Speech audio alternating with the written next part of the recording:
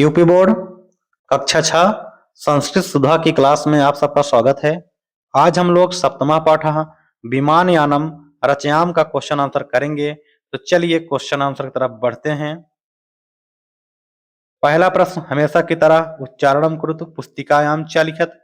उच्चारण करिए और पुस्तिका में लिखिए। तो आपको पढ़ना है और अपनी कॉपी में लिख लेना है। अब आगे बढ़ते हैं। क्वेश्चन नंबर 2 की तरफ है। एक पदेन उत्तरत, एक पद में उत्तर दीजिए। यथा वयम किम रचयाम, हम सब किसकी रचना करते हैं। उत्तर होगा विमानयानम, विमान की रचना करते हैं। प्रश्न का है कीदृशे गगने वायु विहारम करवाम, किस प्रकार के आकाश में वायु विहार करें। उत्तर होगा विमले अर्थात स्वच्छ।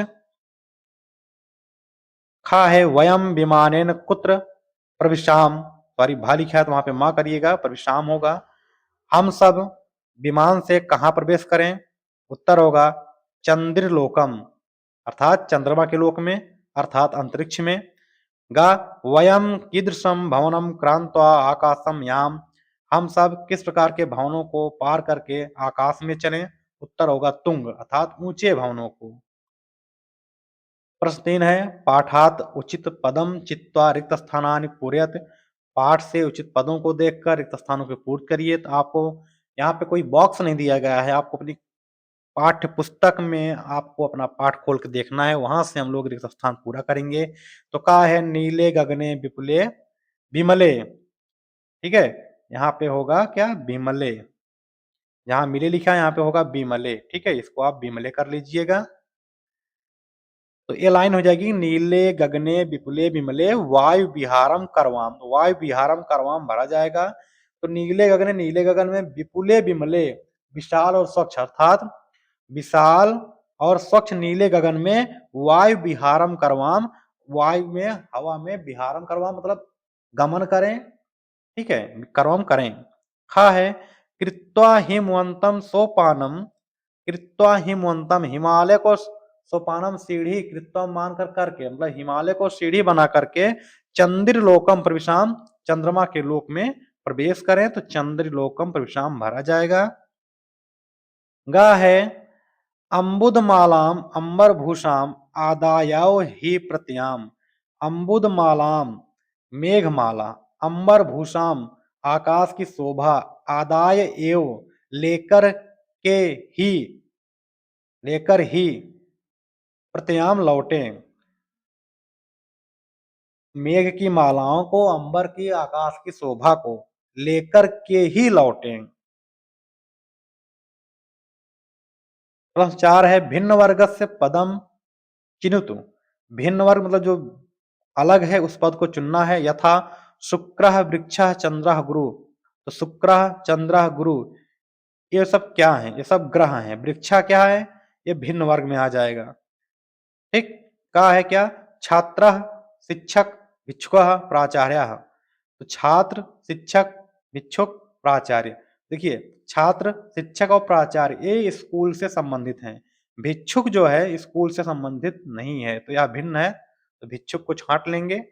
खा है सुकह कपोतः बानरः काकः, सुकह तोता कपोतः कबूतर बानरः बंदर काकः कौवा, तो क्या है कि सुका तोता उड़ता है, कपोता कबूतर उड़ता है, काका कौवा उड़ता है, बानरा बानर उड़ता नहीं, बंदर उड़ता नहीं है, इसलिए बंदर अलग है तो हम बानरा भिन्न वर्ग में लिख लेंगे।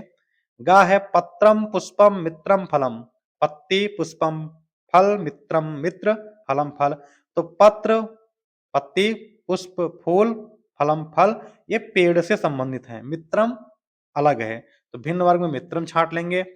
सिंह मयूर मंडूक गजः, शेर मोर मेढक हाथी, देखिए शेर मोर और हाथी ये सब क्या हैं, ये सब जो हैं थलचर हैं अर्थात स्थल पर रहने वाले हैं, और मंडूका मेढक जो है पानी और स्थल दोनों पर रहता है, अर्थात मंडूका जो है भिन्न है, तो उसको हम अलग छांट देंगे। सॉरी यहाँ पे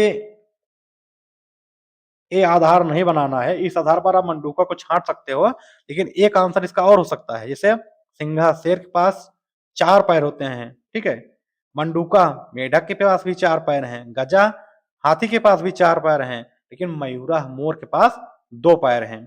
तो कोई दिक्कत नहीं, आपका दिमाग जहाँ तक जाता है आप वहाँ से इसको छाँट सकते हैं। जिसका दिमाग मोर पे पड़ गया पैर को लेकर के, किसको लेकर के? पैर को, ठीक है? तो यहाँ पे मोर को छाँट सकते हैं क्योंकि सबके पास 4-4 पैर है, मोर के पास 2 है। लेकिन अगर आप देखते हैं कौन कहाँ रहता है, तो शेर जो है थल पर ही रहता है, मयूर भी थल पर रहता है, गज भी थल पर ही रहता है, हाथी भी। लेकिन मंडूका मेढक जो है देखिए तालाब में भी रहता है और ज़मीन पर भी रहता है। इस प्रकार से आप मेढक भी छाँट सकते थे। तो दोनों में से आप चाहे जो छाँटिए, आपका आंसर सही होगा। आपको एक लिखना है और आपको अपना कारण जानना मैंने इसको अलग क्यों किया है, ठीक है? बस इतना ही करना है। अगला है पर्यायपदानि योजयेत्। मतलब पर्यायपदानि समान अर्थ वाले पदों को योजित मिलाइए। जैसे विमले माने स्वच्छ, निर्मले माने स्वच्छ, गगने माने आकाश में, आकाशे माने आकाश में, सूर्यः माने सूर्य, दिवाकरः माने सूर्य, चंद्रः माने चंद्रमा, निशाकरः माने चंद्रमा, अम्बुदः माने बादल, जलदः माने बादल। ठीक? इस तरह से पार्ट 7 का क्वेश्चन आंसर समाप्त होता है। वीडियो अच्छा लगा हो वीडियो लाइक करिएगा, वीडियो शेयर करिएगा और चैनल को सब्सक्राइब करिएगा। Thank you.